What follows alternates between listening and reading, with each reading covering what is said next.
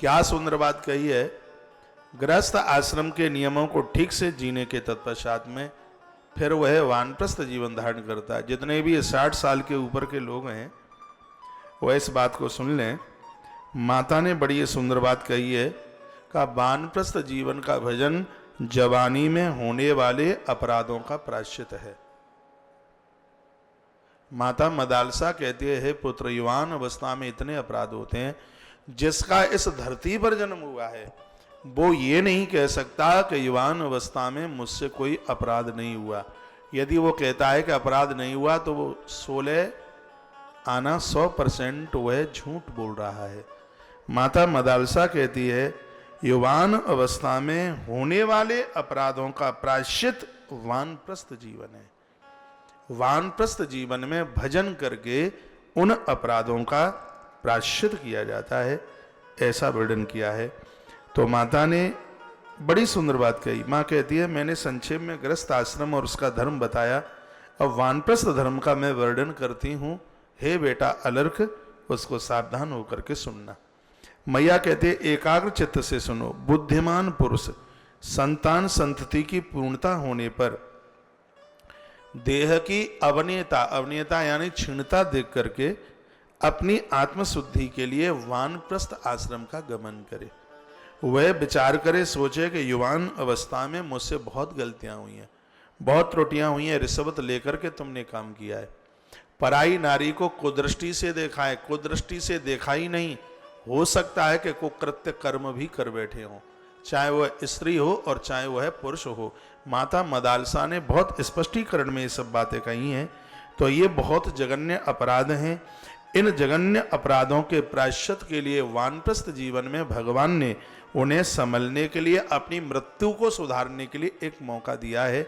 वैसे समय 50 और 75 के बीच का है, आज उसको 60 और 70 के बीच का समझ लीजिए, क्योंकि 70 के ऊपर पहुंचना बड़ा मुश्किल होता है। तो जो 60 वर्ष के हो गए हैं, 61 में प्रवेश कर चुके हैं, आज से नहीं इसी समय से अपना प्रायश्चित आरंभ शुरू कर दें, भजन में आज से ही लग जाएं। माता मदालसा का संपूर्ण जीव जगत के लिए ये कहना है, वो अपने पुत्र को माध्यम बनाकर ये बातें तो हमसे और आपसे सबसे कह रही है। वो माता कहती है कि देह की अवनति यानी देह ने जो अपराध किए हैं उसकी आत्मशुद्धि के लिए वानप्रस्थ आश्रम में प्रस्थान करें। अब आप कहोगे तो बूढ़े हो गए हैं तो वानप्रस्थ में तो हम प्रवेश कर ही गए हैं। अरे ऐसा जरूरी नहीं कि बूढ़े होने पर कोई सन्यासी बन जाता है, ऐसा जरूरी नहीं कि बूढ़े होने पर कोई वानप्रस्थी बन जाता है। वानप्रस्थी वो है जो वानप्रस्थ के नियमों का पालन करे, सन्यासी वो है जो सन्यास के नियमों का पालन करे। आप सिपाही किसको कहेंगे? सिपाही उसी को तो कहेंगे जो बंदूक धारण करता है, सरकार की यूनिफॉर्म पहनता है, समाज की रक्षा करता है, उद्दंडियों को दंड देता है, यही तो उसके लक्षण हैं।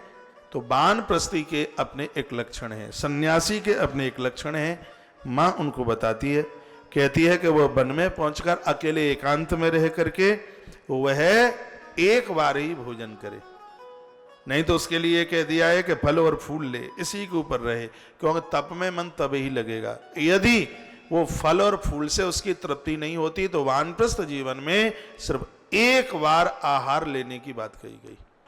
माँ कहती है नहीं तो भजन में मन लगेगा ही नहीं, कैसे भी नहीं लगेगा, लाख कोशिश करे तो नहीं लगेगा, क्योंकि अन्न में दोष बहुत होते हैं। वानप्रस्थ जीवन में घर में लोग कहते हैं आजकल तो मम्मी पापा को इस अवस्था में बड़े भजन की पड़ी है, यही तो उम्र है भजन की। वो तो मटर गश्ती में समय निकल गया, नमक मिर्च लकड़ी इकट्ठा करने में टाइम निकल गया, गोलू भोलू के विवाह शादी विवाह करने में समय निकल गया। अब यही तो 15 साल निकली हैं, पूरा जीवन में 15 ही साल है भजन करने के लिए, 60 से लेके 75 तक। 75 में तो फिर राम खटोला तैयार है जाने के लिए, बस यही 15 साल है। और बहुतों को तो 15 साल भी नहीं मिल पाते। 60 तक सब कार्यों से निवृत्त हो जाओ, 60 में अपने आप को बदल दो। गवर्नमेंट ने भी आपको रिटायरमेंट दे दिया, कहा दुनियादारी के लिए तुम बहुत जीवन जी ले हैं, अब अपने लिए अपनी जिंदगी के लिए अपने आप को मुक्त करने के लिए बचा कुचा जीवन जी लो। वही 15 साल का समय है वो। तो देखिए अब माँ ने कितना सुंदर कहा फल फूल खा करके जीवन का निर्वहन करे, चलता नहीं है तो एक बार भोजन करे, उत्कर्ष संपादन कर भूतल में जमीन में सोए। जमीन में सोने वाले अपने ब्रह्म संयम अनुष्ठान को पूरा कर देते हैं। उनकी 7 धातुएं सुरक्षित रहती हैं जो जमीन पर सोते हैं। पितृदेव और अतिथि को हमेशा उनका वंदन करे, पूजन करे।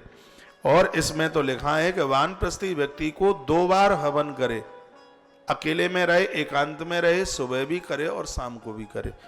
ये गृहस्थी जीवन में संभव नहीं है, लेकिन वानप्रस्थ जीवन में ये बिल्कुल हो सकता है। घर वाली गृहिणी तैयारी करे, दोनों मिलकर के सुबह और शाम हवन करे, होम करे, तीनों संध्याओं में स्नान। वानप्रस्थ जीवन में 3 बार, सुबह भी स्नान, दोपहर में भी हल्का फुल्का और शाम को भी स्नान करे।